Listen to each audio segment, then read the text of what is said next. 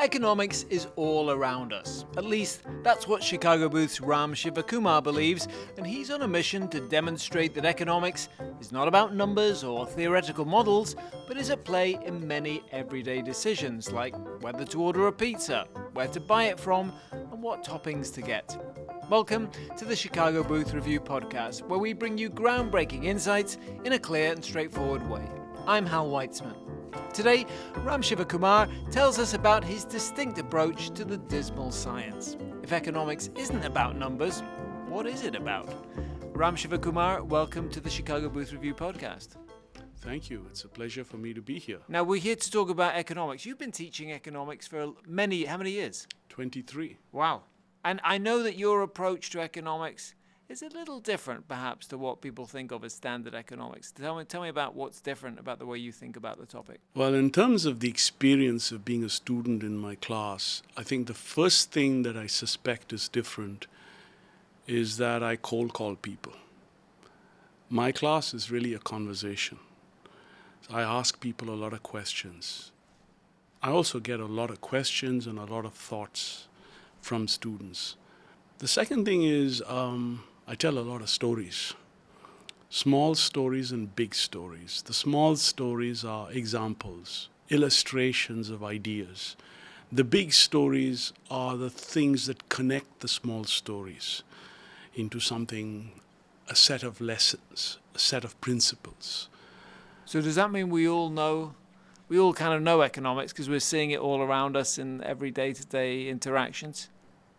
Rather than sort of like, we think of economics as being charts, graphs, numbers, theory. I think actually a lot of the ideas of economics may well be understood easily. And a lot of my students will tell me, oh, that's what this is. And I think one of the things that happens is that many people who take economics see it as a course on applied mathematics. And the mathematics stops them from understanding the ideas. So I think one of the things they get from my various stories and illustrations is an understanding of the ideas of economics. And then when I use very simple mathematics, simple equations, it all becomes a little clearer. Okay, so in order to understand economics, we should forget about mathematics? I actually think you don't need a whole lot of mathematics to understand the ideas of economics. Most of my students, perhaps 99%, are never going to be professional economists. They're managers, they are entrepreneurs, and they need to know how to use the ideas of economics. And so, yes, I don't think that you need to know a whole lot of mathematics to know economics. Okay, so like you said, you've been teaching microeconomics here for 23 years. 23 years, wow. Microeconomics and competitive strategy. So how do you think about microeconomics? What is it that you're teaching? What is it that you're trying to get across to your students? I think microeconomics is actually a set of principles, not formulas, but principles, that is very context dependent. So I often tell my students that what I'm teaching them is the art and craft of economics as much as the science. When you look at the textbook, they see the science of microeconomics. When I say art is about ideas. Art is about vision. And so the hope is that taking a course in economics and connecting with the ideas of economics helps them think more creatively in their work. The second part I'd emphasize is the craft. Craft is actually the practical aspects of executing on ideas. I don't know that I can teach the exact skills that are required to succeed in the world, but my stories illustrate the importance of the craft of economics.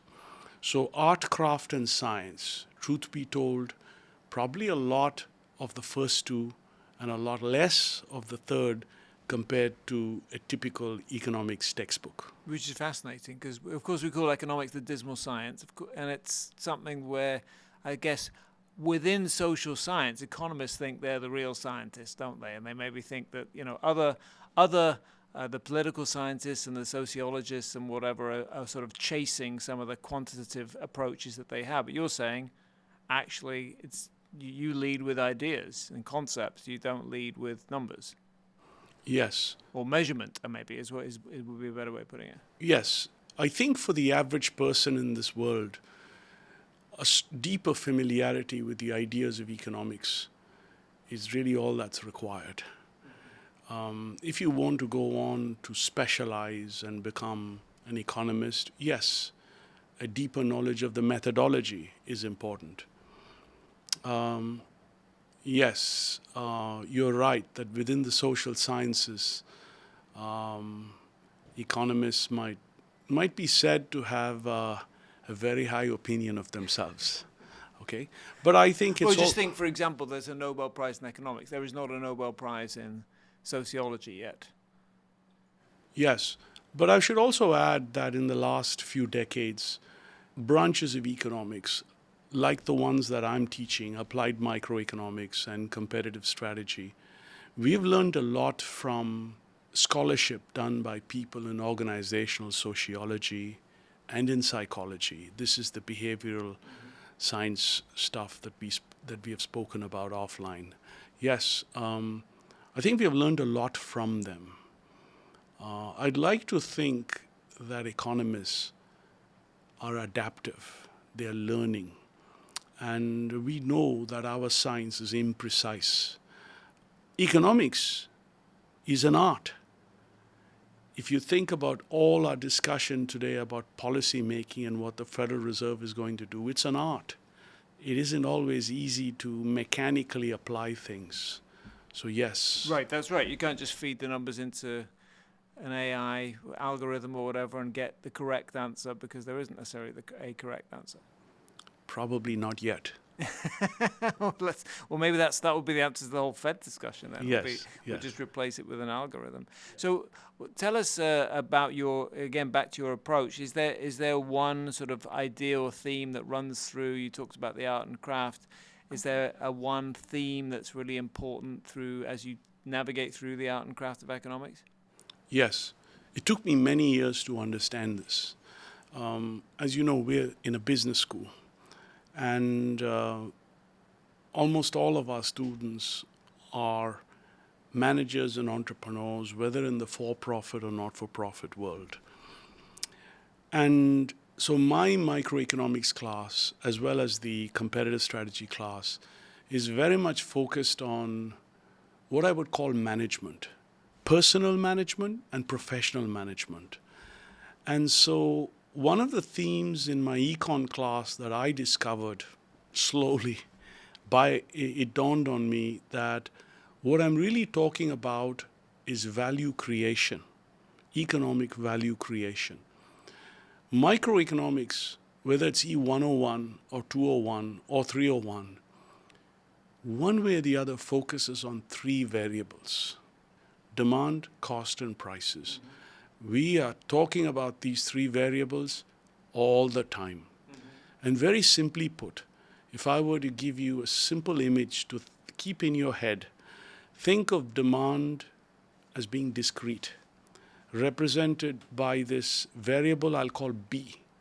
B is the buyer's maximum willingness to pay for anything. If the price goes above B, the customer does not buy. Then you have this variable C. Let's call it the average cost of producing something. If everything is well, B is much greater than C. Indeed, every business has to create a gap between B and C. That's creation of economic value. Now there's this third variable called P. P, if it's greater than C, means that the company is making a profit. If P is below C, the company is losing money. This P is shaped by competition, and it is shaped by bargaining or negotiation. In fact, all of microeconomics in one way or the other is about what happens to these three variables. And so this is the theme that runs through an entire economics class. So you've outlined B, C, and P. How does that relate to the classic kind of supply and demand then? It's actually very useful to study the supply-demand model right at the beginning. And it's no accident that everyone, whether you're in high school or an advanced program, encounter it. The supply-demand model is very important because it illustrates two important concepts. One is how the price is determined. The price is determined by the balance of opposing forces. Consumers who want the prices to go down and producers who want the prices to go up. So immediately we can speak about a concept that economists have borrowed from physicists, the concept of an equilibrium, where a system is at rest. So I think this is a very important idea. Now, the way real markets work is very, very different. Markets are heterogeneous. But I show people how demand and supply works in each of these markets. Let me say that when I talk about demand and supply, I speak about both the intellectual aspects of the model and the practical aspects. Let me speak about the practical aspects. Every business, every manager has to understand one thing, that demand curve for your product or service has to be created. It doesn't fall on us like manna from heaven. We have to create it. We have to persuade someone to buy our product. If we are talking about a pizza, it's a category that's well understood everywhere in the world. But if you've got a pizza, Ram's Pizza, I have to convince people to come to my store.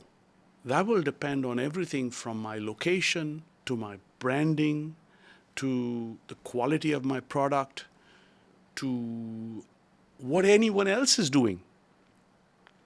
So very quickly people understand that there are a whole range of forces that are impacting demand.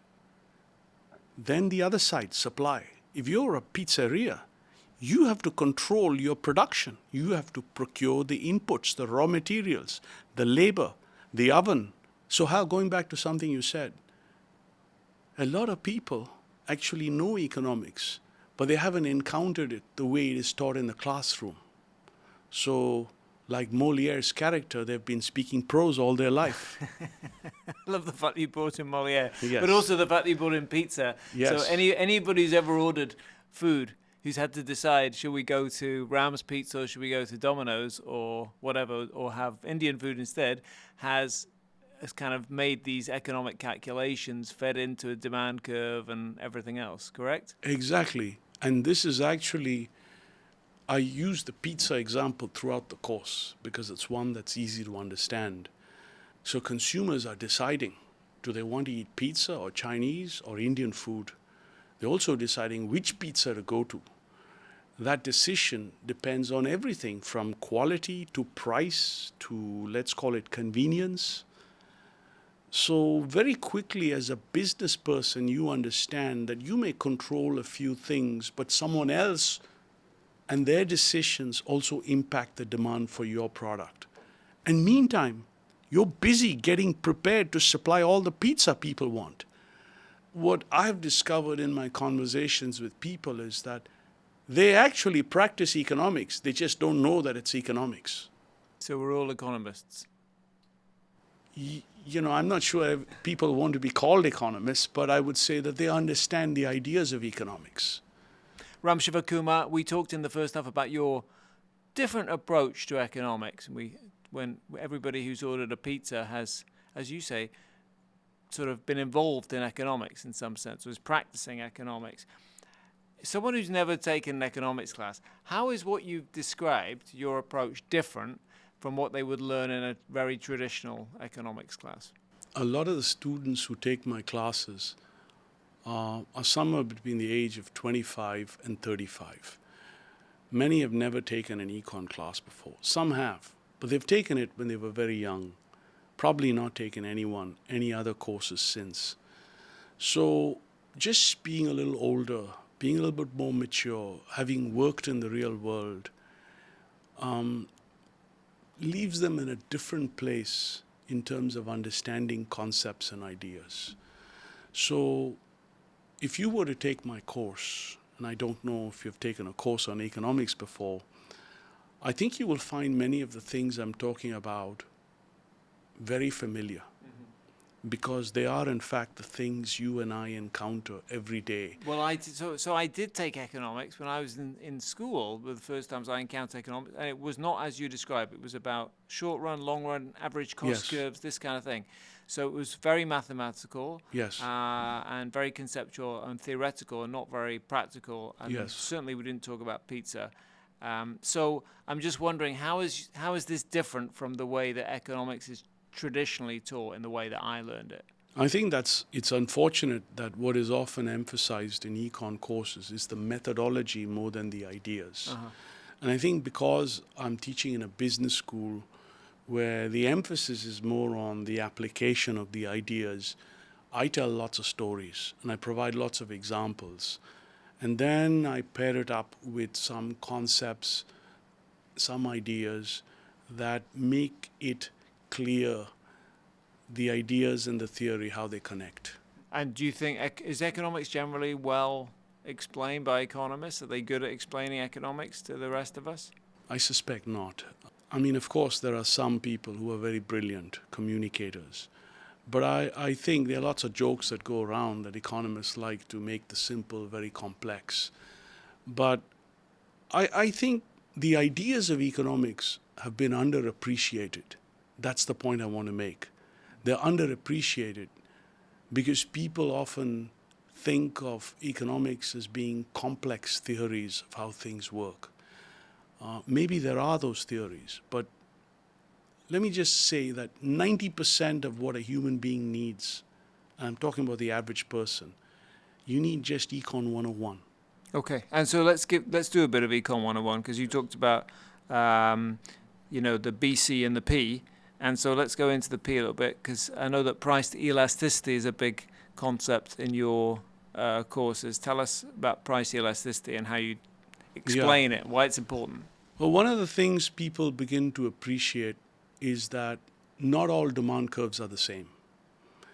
Some demand curves are flatter. By the way, just by way of reference for any reader or listener, a demand curve is drawn on a PQ axis, where P is on the vertical axis, Q is on the horizontal axis. So when I say the demand curve, it's a downward sloping curve, which is saying that that's price and quantities. Prices and quantities. That is, as prices go down, quantity goes up, other things constant. And I'll explain that in a moment. If it's something's cheaper, you want more of it.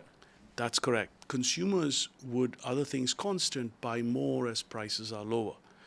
The supply curve is upward sloping, other things constant, which means that as prices go up, producers will sell more. They have an incentive to produce more, other things constant. So I think one of the things that you begin to appreciate is that not all products have the same price elasticity. So you may know this story, I've spoken to you about this. The Pharma Bro, Martin Shkreli, some years ago brought up the rights to this drug, which this company was the only one that was producing it, and he bought it. And then he raised the price several hundredfold. I can't remember the exact numbers. It was like 500% or something like that. Something like that. He raised the prices considerably. There were not a lot of people buying it, but the demand curve, it turns out, was what economists would call very highly inelastic. That is, people needed that drug. So he was actually able to raise prices and raise revenues considerably. Let me give you another little story that's happening right now, tariffs. What tariffs do is it forces the importer of the product, the producer of the product, a foreign company, and a consumer to share in the price changes. So if a demand for something is very inelastic, it is likely that this consumer will, over time, have to or will have a bigger burden of this tariff increase, because a tariff essentially is like a reduction in supply. Of course, the exporter, a foreign company, may decide to reduce its price and hence bear some of the burden of the tariff. So between these three players, the consumer, the importer of the product, an American company, and the exporter of the product from a foreign market, there is this burden sharing. This burden sharing depends on price elasticity. And I'm sure companies are calculating these things now to decide what their prices should be. Right. Okay. So you've talked about price elasticity. Talk about scaling, because a few years ago, you recorded a series of videos for us about scaling up an idea. Talk to us about how that scaling fits into your approach to economics. Well, one of the things I speak about in my class is this idea of minimum efficient scale. This is a concept. MES is what economists call it. It is the lowest volume level at which a company's average cost is approximately minimized. Let me connect this to something we often encounter on this television show, the Shark Tank.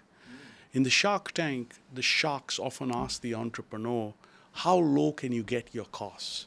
That is, if we gave you capital or you acquired capital and you scaled up, how low can you get your costs, meaning average costs? Sometimes this average cost curve falls very steeply. Sometimes it doesn't fall as much. What we want to know is what is the minimum scale, minimum amount of volume at which your costs get almost as low as it gets. Now, if a company is not operating at MES, it has a severe cost disadvantage. Imagine, for example, you are producing cars and your volume is only 10% of MES. If that average cost curve is very steep, you're likely not going to survive. So that's the reason why MES as a concept is really important. MES may be less important in small business, in businesses like restaurants or producing mineral water. It may be much more important when we are talking about breakfast cereal or when we are talking about even farming and agriculture. I'm speaking about the United States at least. So MES is a critical concept. All those companies out there that are trying to raise money, they're trying to raise money because they recognize that the scale that is required, the minimum efficient scale, has to be very big. Think of all the money that OpenAI is raising or any of the other AI companies.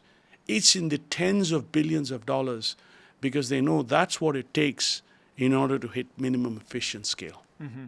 Now, when we talked about the BCP, and this applies to everything you've talked about, you said there's kind of a negotiation or a back and forth.